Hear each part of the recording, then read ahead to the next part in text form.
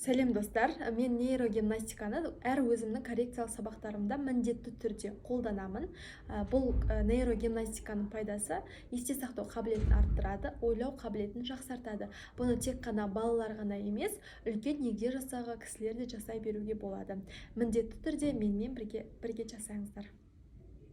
Бірінші жаттығу ол бізде бірінші қолымызды қоян көрсетеміз, қоянның құлағын, екінші қолымызбен түлкі көрсетеміз. Міне енді түлкі қоян болғысы келіп тұр деп айтамыз балаларға, қоян түлкі болғысы келіп тұр. Енді осы екеуін алмастырамыз. Міне түлкі қоян, түлкі қоян, түлкі қоян. И бірдей уақытта жасауымыз керек. Екі қоян көрсетеміз, екі түлкі көрсетеміз, екі түлкі, екі қоян. И осылай алмастырамыз. Міне.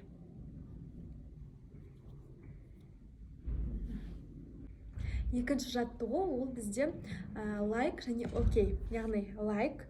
Инстаграмда, тиктокта біз қалай лайкты көрсетеміз, лайкты басамыз деп балаларға көрсетеміз. Және де екінші окей. Окей деген смайлик бар ғой, бәріміз білеміз. Ал енді осыны жасаймыз. Лайк бізде окейге айналады, окей лайкқа айналады. Міне. Бірдей уақытта бала жасау керек. Сонда біздегі мидағы екі полушариядағы, яғни жарты шарымыз дұрыс жұмыс жасайды да, біздің ойлау қабілетіміз, есте сақтау қабілетіміз дамиды. Келесі нейрогимнастика міне лайкпен келесіні шынашақ. Баста бірден ол жасау қиын болады, лайк жасаймыз. Одан кейін осы саусақпен шынашақты көрсетеміз. Міне лайк, шынашақ. Енді осыны екінші қолға қосамыз. Лайк, шынашақ. Лайк, шынашақ. Лайк, шынашақ. Енді осыны керісінше жасаймыз. Жаңа алдағы упражнениялар сияқты, ол упражненияны екі қолмен кезектестіріп жасаймыз. Лайк, шынашақ. Лайк, шынашақ. Міне. Енді келесі біздегі жаттығу, бұл бізде қарындаштар арқылы болады. Екі қарындашты аламыз. Размерлері бірдей болу керек өлшемдері.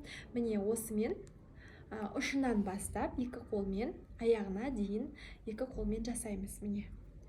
Аяғынан ұшына дейін келеміз. Екі қол бірдей жасау керек. Одан кейін ұшынан аяғына дейін келеміз. Енді осы жерден қиындатамыз.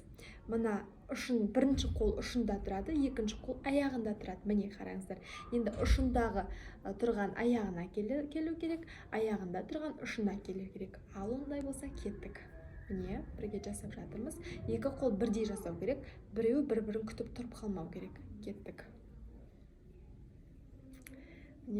Өз сабақтарыңызда нейрогимнастиканы міндетті түрде қолданыңыздар. Бұл сіздерге өте көп пайдасын тигізеді. Нейрогимнастиканың бір қиын түрі бар. Міне, бұны кез келген ересек адамдарда жасай беруге болады. Бұл өте қиын түрі. Бір жасағанда шықпауы мүмкін, бірақ кейін жасай бере сіздер үйреніп кетесіздер. Ол үшін оң жаққа қарай кішкентай мизинчикпен мына сол қолдың бас бармағын жылжытамыз. Міне. Одан кейін келесі сол жаққа қарай сол қолдың мизинчигімен міне бас бармақ жылжиды. Солай міне жасаймыз. Міне 1, 2, 1, 2, 1, 2, 1, 2. Бұл жерде қол тік тұрады и тез жасаймыз. Келесі нейро жаттығуларды мен осындай арнайы шығарылған қағаздар арқылы жасаймыз. Қазір барлықтарын сіздерге көрсететін боламын. Олай болса, осы видеоның соңына дейін қараңыздар. Келесі нейрогимнастика бұл бізде түстер арқылы. Яғни оң қол мен сол қолды пайдалана отырып, еще түстерді атай отырып, біз бұл жаттығуды жасаймыз. Балаға осыны береміз, және де айтамыз, оң қолымен жасылды, сол қолымен сарыны көрсет. Тез айтуымыз керек, бала тез ойланып, оны жасау керек. Оң қолмен көкті, сол қолмен сарыны. Оң қолмен ашық көкті, сол қолмен қараны. Енді осыны қиындатамыз. Осыны айтып тұрып, біз енді сол қолдан бастаймыз. Сол қолмен қараны, оң қолмен көкті. Сол қолмен сарыны, оң қолмен қоңырды деген сияқты қылып, баланы бірінші оң қолды, одан кейін екінші сол қолды айтып, шатастырып, және тез айту арқылы баланы тез ойландыруға үйретеміз. Келесі көп қолданысқа ие болып жүрген нейрогимнастика бұл бізде екі бірдей саусақ арқылы суреттер арқылы жұмыс жасау. Яғни балаға айтасыз, атын айтып, балаға айтып, мысалға мына жерде ежик саңырауқұлақтарға жете алмай тұр. Бұны қалай жеткізуге болады? Баланы кішкене қызығушылығын оятып алу керек. Енді онда саңырауқұлақтарды алып ежикке кірпіге апарайықшы деп екі қолын бірдей қойғызып аласыздар да, осы ұзынша сызық бойынша міне ежикке екеуін бірдей қолды алмай алып келу керек. Яғни бұл жерде қалай? Мысалға бірінші бастағанда бала мына сызықпен келе жатады да, оң қолы тоқтап қалып немесе сол қолы жүріп кетуі мүмкін. Сосын барып апайдың мұғалімнің нұсқауымен сенің сол қолың неге тоқтап тұр? Екі қол бірдей қимылдау керек дегеннен кейін бала ойланып бірге осы жаттығуды жасай арқылы мына кірпіге әкеледі. Бұл былай суреті оңай болып көрінгенмен жасалу өте қиын дүние. Өйткені мына екі қол бірдей қимылдаған кезде адамның жаңағы екі жарты шары жұмыс жасайды. Сол кезде екеуін де бірдей алып жұмыс жасау қиынға соғады. Ал бұны күнделікті өмірде істей берсе, онда ол тез үйреніп кетеді.